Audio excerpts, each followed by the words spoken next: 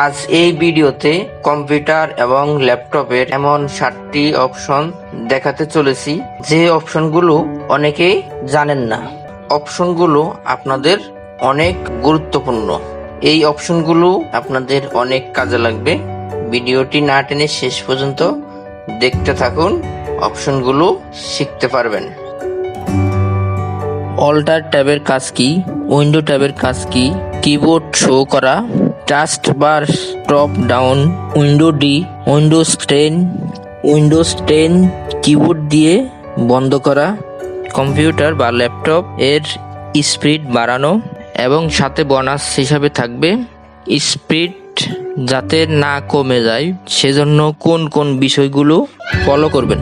Alt বা alter button, এই alter বাটনটি প্রেস করে একটি ফিঙ্গার দিয়ে প্রেস করে ধরে রাখবেন এবং অন্য ফিঙ্গার দিয়ে ট্যাব বাটন প্রেস করবেন। সাথে সাথে এরকম একটি মেনু আসবে। দেন এখান থেকে এখানে যে আপনার যে কয়টি ফাইল আপনি ওপেন করে রাখছেন, যেমন ধরুন ফটোশপ বা আপনি নেটে কিছু দেখছেন বা এমএস ওয়ার্ডে কিছু কাজ করছেন বা এক্সেল কিছু কাজ করছেন বা যে কোনো সফটওয়্যার ওপেন করা থাকলে বা যে কোনো প্রোগ্রাম ওপেন করা থাকলে সেটি এখানে দেখাবে। দেন এখান থেকে আপনি অল্টার প্রেস করে এভাবে আস্তে আস্তে আপনি সেই ফাইলটির উপরে যাবেন।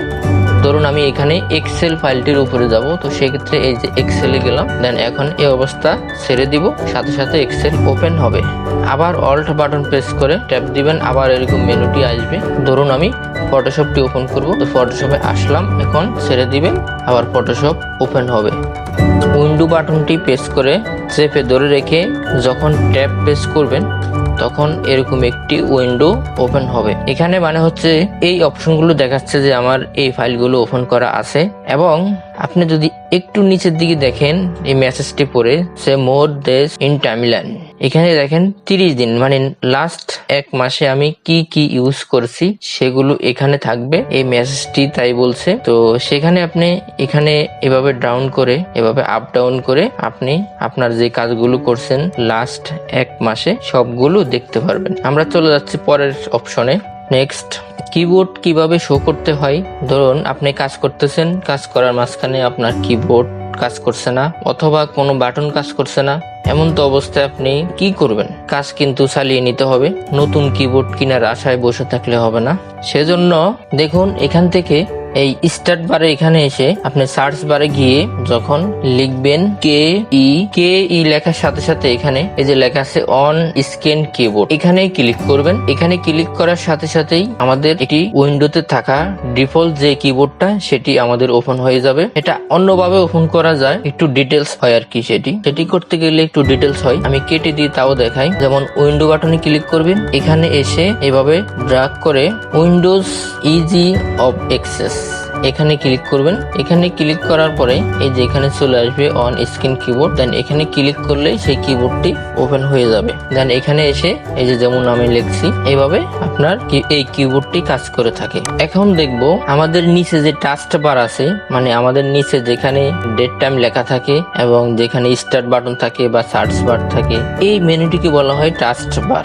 এটি উপরে বা পাশে উল্টে যায়। সেক্ষেত্রে কিভাবে এটাকে আবার আপনি নিচে নিয়ে আসবেন, আগের জায়গায় নিয়ে আসবেন, সেটা করার জন্য দেখেন আমার এখন এখানে সঠিকভাবে আছে, তো আমি একটু ঘুরে নিই। সেটা করার জন্য এখানে রাইট বাটন ক্লিক করে এখানে দেখতেছেন টাস্ক বার সেটিং, এখানে ক্লিক করার পর এই যে এখানে দেখেন লেখা আছে বটন, তার মানে নিচে। আপনি এখান থেকে যদি রাইট ক্লিক করেন ডান পাশে যাবে, টপ যখন দিবেন উপরে যাবে এবং লেফট যখন দিবেন বাম পাশে যাবে। ধরুন আমি যদি টপ দিয়ে দিই তখন দেখেন এই যে উপরে চলে গেছে।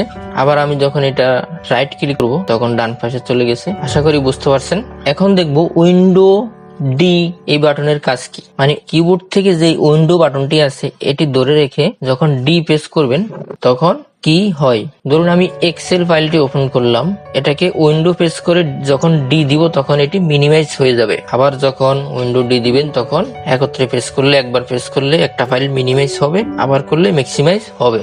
এখন দেখবো উইন্ডোজ 10 কিবোর্ড দিয়ে কিভাবে ক্লোজ করতে হয়। কিবোর্ড থেকে মানে কিভাবে শাটডাউন দিতে হয়। কিবোর্ড থেকে প্রথমে উইন্ডো বাটন প্রেস করবেন, তারপরে এখানে এসে ট্যাব বাটন প্রেস করবেন। দেখুন এই যে এখানে 3টি দাগ দেখা যাচ্ছে, এখানে চলে আসছে। এন্টার প্রেস করবেন। এন্টার প্রেস করার পর এখানে নিচের দিকের অ্যারো মানে ডাউন অ্যারো আমরা যেটি বলি সেটি দিয়ে এখানে পাওয়ার অপশনে আসবেন। শাটডাউনে ক্লিক করা আছে, এখন যদি আমি এন্টার দিই তাহলে বন্ধ হয়ে যাবে এবং রিস্টার্টে ক্লিক করে এন্টার দিলে রিস্টার্ট হবে। আমি যেহেতু এখন ভিডিও করতেছি তো এই জন্য এখন বন্ধ করব না, আপনারা ট্রাই করে দেখবেন। এখন আসেন বোনাস একটি অপশন দেখাও বলছি, তো চলুন দেখে নিই বোনাস অপশনটি কি। প্রথমে এখানে আমরা সার্চ বারে এখানে এসে রান লিখবো অথবা উইন্ডো বাটন প্রেস করে আর প্রেস করব, মানে উইন্ডো বাটনটি চেপে ধরে আর দিব। এখানে দেখেন এই অপশনগুলো আপনি লিখে নেবেন, রিসেন্ট, ট্রি, ট্যাম, সিএমটি, উইনবার, এই কয়টি অপশন লিখে নেবেন। তো লেখার পর এখানে নিচের অপশনটি লেখার দরকার নাই, উইনবার পর্যন্ত লিখবেন। তাহলে 1 2 3 4 5 এই 5টি অপশন অন্তত থাকে। তাছাড়া এগুলো অনেক সময় আমাদের কাজে লাগে। যেমন রিসেন্টে গিয়ে আমরা এখন ওকে দিব। ওকে দেওয়ার সাথে সাথে রিসেন্ট আমি যে কাজগুলো করেছি সেগুলো এখানে আছে। তো এটি কন্ট্রোল এ দিয়ে ডিলিট প্রেস করব, তখন ডিলিট হয়ে যাবে। আমি আবার করব সেম কাজ, এখানে এসে রিসেন্ট এখন দিব, টেম্প ফাইল ডিলিট করব, মানে যেটা টেম্পোরারি ফাইল আমরা বলে থাকি। দেন ওকে দিব, ওকে দিয়ে এখান থেকে এগুলো কন্ট্রোল এ দিয়ে ডিলিট করব। এখানে মনে রাখবেন অনেক সময় একটি দুটি ফাইল থেকে যায়, এতে কোনো সমস্যা নাই। আবার উইন্ডো বাটন প্রেস করে আর দিব। আবার এখানে এসে টিতে ক্লিক করবেন। টিতে ক্লিক করার পরে যখন ওকে দিবেন তখন ফুল আপনার সিস্টেমটি একবার রিফ্রেশ হবে। দেন আবার উইন্ডো বাটন ধরে আর দিব এবং এখানে এসে আমরা এই সিএমটি এটি আসলে আমাদের অনেক সময় অনেক কাজে লেগে থাকে। সিস্টেম ফাইলে কোনো সমস্যা হয়েছে রিকভারি করে দিতে পারবেন। তো আমি যদি একটু দেখাই, এখানে এই মেনুটি আসবে। তো যা হোক বলছিলাম, এখানে আরো অনেক ডিটেলস কাজ আছে, এগুলো দেখাইতে গেলে আসলে ভিডিওটি অনেক লম্বা হয়ে যাবে। তো এখানে জাস্ট আমি ওপেন করা দেখাইলাম এটা। দেন তারপরে হচ্ছে উইনবার, এই অপশনটি হচ্ছে এখানে আপনার উইন্ডোজ 10 দেওয়া আছে, সেটি দেখেন এখান থেকে দেখা যাবে উইন্ডোজ 10 বা উইন্ডোজ 8 বা উইন্ডোজ 11 কোনটি দেওয়া আছে এবং এখানে কত মডেল ভার্সন পর্যন্ত সাপোর্ট করবে তাও এখানে দেওয়া আছে। কেউ যদি বলে থাকে আপনার কম্পিউটার কি উইন্ডোজ 10 নাকি উইন্ডোজ 11 নাকি উইন্ডোজ 8, তো আমরা অনেক সময় দেখলে বুঝি আসলে এটা কি বা ওখান থেকে দেখা যায়। বাট কেউ যদি এভাবে অ্যাকচুয়ালি দেখতে চায় তাও এখান থেকে দেখে নিতে পারবে। তো আশা করি বুঝতে পারছেন। সবাইকে ধন্যবাদ দিয়ে ভিডিওটি এখানে শেষ করলাম। পরবর্তী লেকচারটি হবে রিফ্রেশ করার পর এই যে একটু স্পিড বাড়বে, এই স্পিডটা কিভাবে ধরে রাখবেন, আরো কি কি কাজ করতে হবে। তো এটি দেখতে চাইলে অবশ্যই কমেন্টস করে আমাকে বলবেন, আমি এই নিয়ে একটি লেকচার তৈরি করার চেষ্টা করব। আসসালামু আলাইকুম।